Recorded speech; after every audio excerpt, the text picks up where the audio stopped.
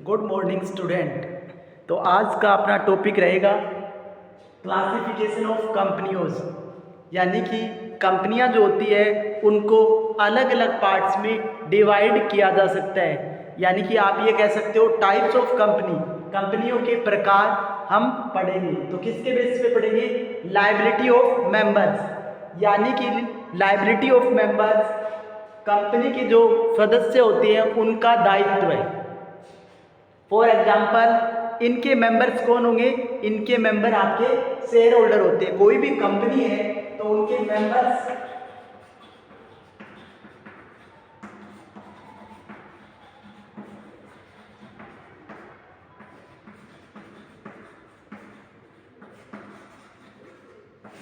Share holder होंगे, यानी कि कंपनी के मेंबर कौन होंगे? उनके जो शेयर होल्डर है वो होंगे। तो आपको किसकी लायबिलिटी पढ़नी है? यानी कि जो शेयर होल्डर है इनकी लायबिलिटीज का एनालिसिस किया जाएगा कि आपके जो शेयर होल्डर है इनकी लायबिलिटीज लिमिटेड है, अनलिमिटेड है, किस प्रकार की इनके दायित्व है। तो बेसिकली फर्स्ट है कंपनीज लिमिटेड बाय शेयर्स, अंशों द्वारा सीमित कंपनी, अंशों द्वारा सीमित कंपनी। तो इसमें फॉर एग्जाम्पल अंशों द्वारा सीमित कंपनी में क्या होगा? इसमें आपके जो शेयर होल्डर है उनकी लायबिलिटी क्या होगी? जो उन्होंने नंबर ऑफ शेयर्स परचेज किए हैं, जो नंबर ऑफ शेयर्स उन्होंने परचेज कर रखे हैं उनकी अनपेड अमाउंट, यानी कि जो अनपेड अमाउंट है जिन पे उन्होंने राशि पे नहीं की है उस सीमा तक ही उनकी लायबिलिटी होती है। जैसे एग्जांपल लेते हैं अपने, ए नाम का पर्सन है, ए नाम का एक पर्सन है जिसने 5000 शेयर्स परचेज किए।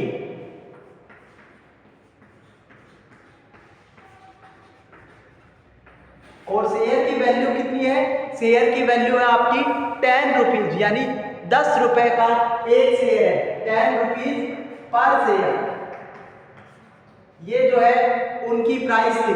तो बेसिकली कंपनी ने एप्लीकेशन और अलॉटमेंट पे 7 रुपीज चार्ज कर लिए। तो बैलेंसिंग जो अनपेड अमाउंट है वो कितनी हो गई? अनपेड अमाउंट आपकी, पेड अमाउंट तो 7 रुपीज और अनपेड अमाउंट कितनी हो गई? 3 रुपीज।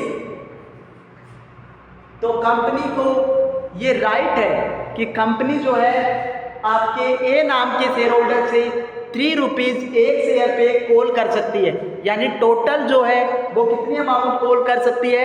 टोटल जो है 50,000, यानी 15,000 रुपए टोटल जो अमाउंट है ए से वो आपकी 15,000 चार्ज कर सकती है।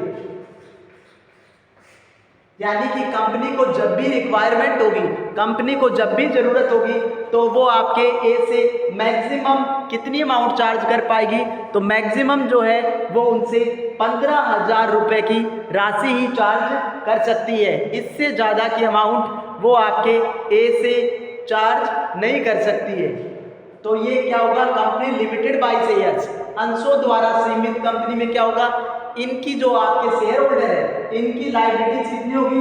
जितने नंबर ऑफ शेयर्स परचेज किए उसकी जो अनपेड अमाउंट है, उनकी जो अनपेड अमाउंट है उसी अमाउंट तक कंपनी जो है वो उनसे रुपए मांग सकती है, चार्ज कर सकती है या आपके ले सकती है। तो ये कंपनी लिमिटेड बाय शेयर्स होगा।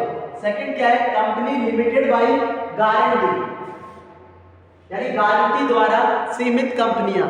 तो गारंटी द्वारा सीमित कंपनियों में आपके जो शेयर होल्डर है उनकी लायबिलिटी क्या होगी? जितनी आपके शेयर होल्डर ने गारंटी दी है, यानी कि आपके जो शेयर होल्डर है उन्होंने कंपनी को गारंटी कितनी दी है फॉर एग्जांपल, और ये अमाउंट भी कभी मांगी जाएगी जब कंपनी का लिक्विडेशन होता है, यानी कंपनी का जब आपका समापन होगा उस समय जो भी आपके शेयर होल्डर ने गारंटी दी है उतनी अमाउंट कंपनी उनसे चार्ज कर सकती है। जैसे फॉर एग्जांपल जेड नाम के शेयर होल्डर ने कंपनी को गारंटी दी थी कि 50,000, यानी 50,000 रुपए की जो राशि है, 50,000 रुपए की जो आपकी राशि है उस अमाउंट की उसने गारंटी दी थी। तो कंपनी का जब भी वाइंडिंग अप होगा कंपनी का जब भी समापन होता है तो कंपनी जो है जेड नाम के शेयर होल्डर से 50,000 रुपये की अमाउंट ले सकती है। और इस अमाउंट का यूज़ किसके लिए किया जाएगा? इस अमाउंट का यूज़ बेसिकली लिक्विडेशन के जो एक्सपेंसेस होते हैं, समापन के जो डिफरेंट टाइप के आपके खर्चे होते हैं, जैसे लिक्विडेटर का कमीशन हो गया, आपके क्रेडिटर को पेमेंट हो गया, डिबेंचर होल्डर को पेमेंट हो गया, इन सब को जो पेमेंट करने के लिए राशि है वो इस जेड नाम के पर्सन से मांगी जा सकती है। और मांगी भी कितनी जाएगी?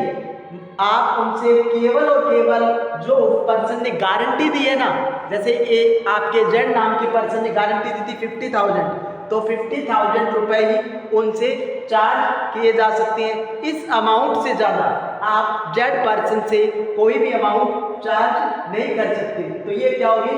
Company limited by guarantee. इसके बाद में क्या है? Company with unlimited liability. Company with unlimited liability, इसका मीनिंग क्या होगा? असीमित दायित्व वाली कंपनियां, यानी असीमित दायित्व वाली कंपनियां हैं तो इसमें जो शेयर होल्डर है उनकी लायबिलिटी क्या होगी? आपके शेयर होल्डर की लायबिलिटी अनलिमिटेड होगी। आपके जो शेयर होल्डर है उनकी लायबिलिटी क्या होगी? अनलिमिटेड होगी। अनलिमिटेड से मीन्स क्या होगा? जब भी कंपनी का वाइंडिंग अप होता है या कंपनी लॉस में चली जाती है तो उस सिचुएशन पे आपके शेयर होल्डर से कितनी भी अमाउंट चार्ज की जा सकती है, यानी आप शेयर होल्डर से कितनी भी रुपए मांग सकते हो। इसीलिए उनकी लायबिलिटी क्या है? अनलिमिटेड लायबिलिटी है।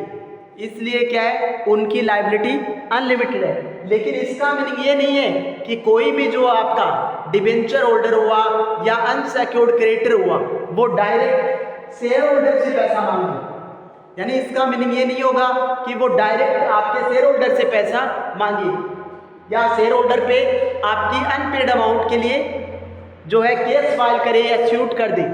क्योंकि ये बेसिकली अगर किसी भी आपके क्रेडिटर को पैसा चाहिए, किसी भी आपके अगर क्रेडिटर को पैसा चाहिए तो इसके लिए उसको कंपनी से अमाउंट चार्ज करनी पड़ेगी, यानी कि वो कंपनी पे केस फाइल कर सकता है, न कि किसी पर्टिकुलर शेयर होल्डर पे। और कंपनी से जब अमाउंट चार्ज करेगा तो उस सिचुएशन में कंपनी क्या करेगी? अपने जो शेयर होल्डर है उनसे पैसा रिटर्न मांग सकती है या उनसे पैसा आपका मांग सकती है। वो डायरेक्ट कंपनी से पैसा मांगता है तभी आपका जो कंपनी है उसको देने के लिए लायबल है। क्योंकि ये सेपरेट एंटिटी कॉन्सेप्ट क्या कहती है, या आपका ये कह दो सेपरेट कॉन्सेप्ट क्या कहती है कि कंपनी और शेयर होल्डर दोनों का एग्जिस्टेंस अलग होता है। इसी बेसिस पे आपका जो शेयर होल्डर, आपका जो क्रेडिटर है वो ना कि शेयर होल्डर से पैसा मांगेगा बल्कि आपके कंपनी से पैसा मांगता है। तो इस प्रकार से ये जो है कंपनी का क्लासिफिकेशन जो शेयर होल्डर है उनकी लायबिलिटीज के आधार पर पड़ा है, यानी कि किस टाइप की उनकी लायबिलिटीज होती है।